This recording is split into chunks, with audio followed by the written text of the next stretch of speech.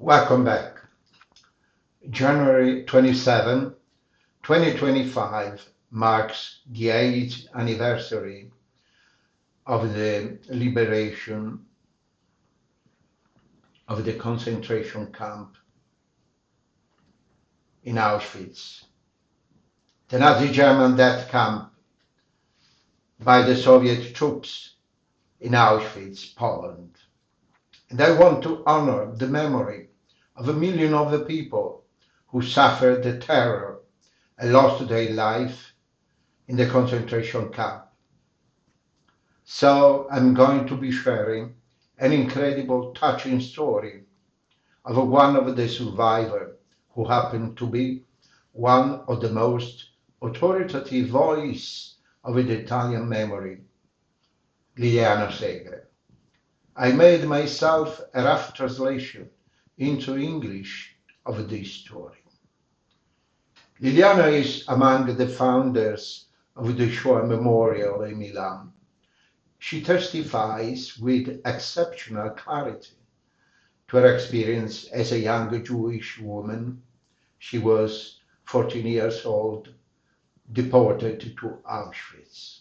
Liliana was liberated on May 1st, 1945, at Malchow camp, a sub-camp of the Ravensbrück concentration camp.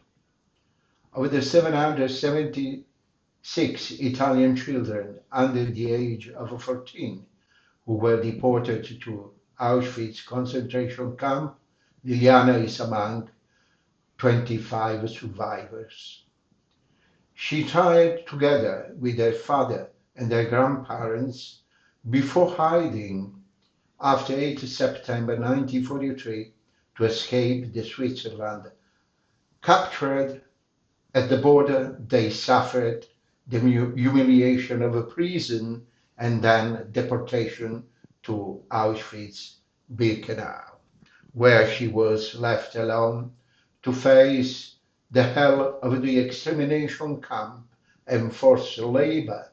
Having survived Auschwitz and the death march, Liliana was the only one of her family to return to Milan. After the Nazi extermination, she lived with his maternal grandparents of Marche origin, the only survivors of his family. In 1948, she met Alfredo Belli-Paci, a Catholic, also a veteran of the Nazi concentration camp, for having refused to join the Social Republic. The two married in 1951 and had 3 children. For a long time, Liliana Segre never wanted to speak publicly about her experience.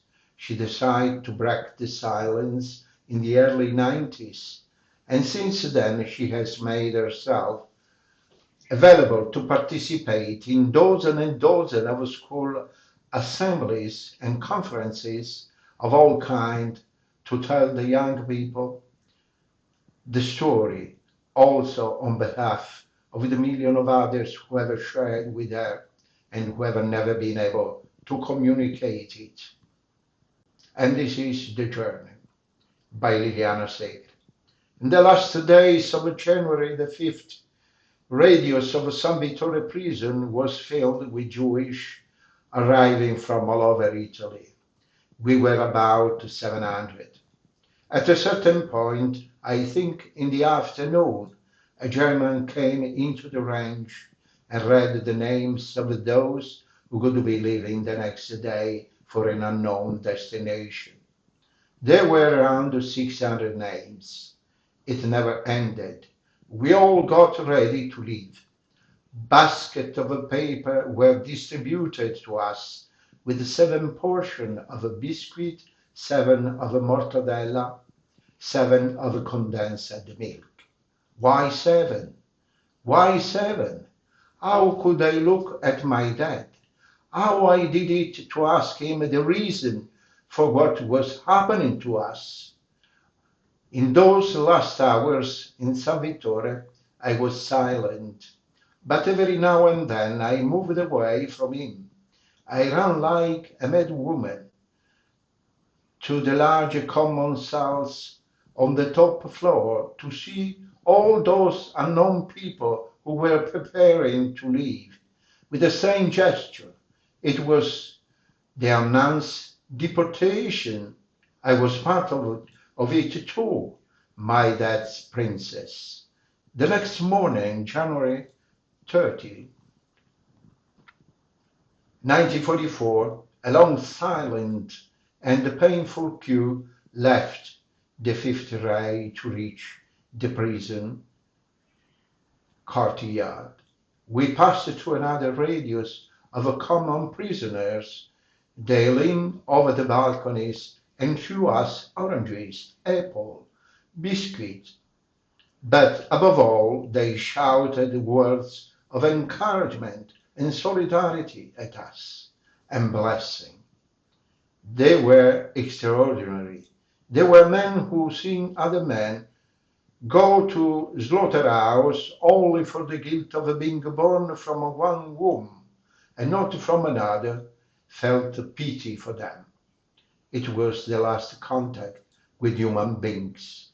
Then, violently loaded onto trucks, we crossed the deserted city, and at the crossroad of Via Carducci, I saw my house, Corso Magenta 55, escape my sight from the corner of the tarpaulin.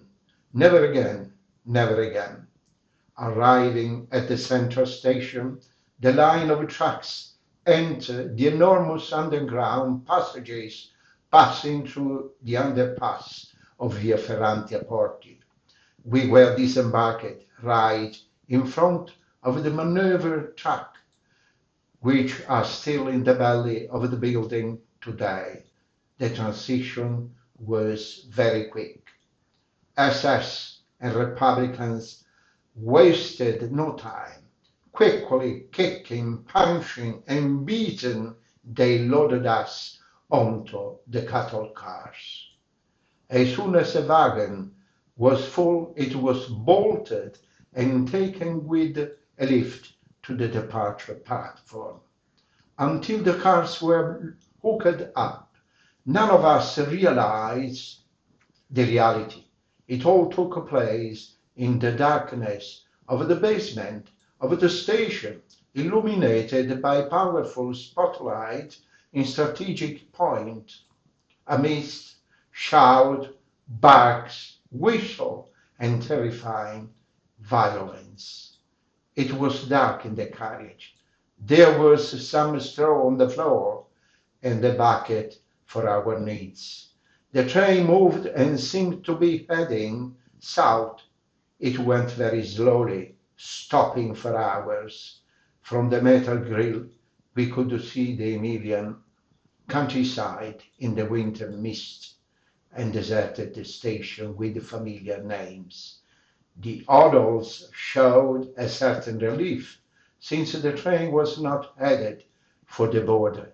But in the evening, there was a U-turn, and no one slept that night. Everyone was crying. No one was resigned to the fact that we were going north, towards Austria. It was a choir of sobs that covered the noise of the wheels. From the silk carriages rose a chorus of screams, calls, entreaties. No one listened. The train left. The carriage, fetid and cold, smelled of urine, grey faces, stiff legs. We had no room to move. The crying subsided in absolute desperation. I was neither hungry nor thirsty. A kind of hallucinated starvation came over me, like when you have a high fever. When I was able to reflect, I thought that perhaps without me, Dad could have escaped from San Vittore, jumped that wall as another inmate, Peppino Levi, had proposed, or maybe not. I clung to him, who was destroyed, pale, with the red-rimmed eyes of someone who hasn't slept for days. He urged me to eat something. He still had a chocolate chip for me. I put it in my mouth to please him, but I couldn't swallow anything. A prayer group formed in the center of a carriage.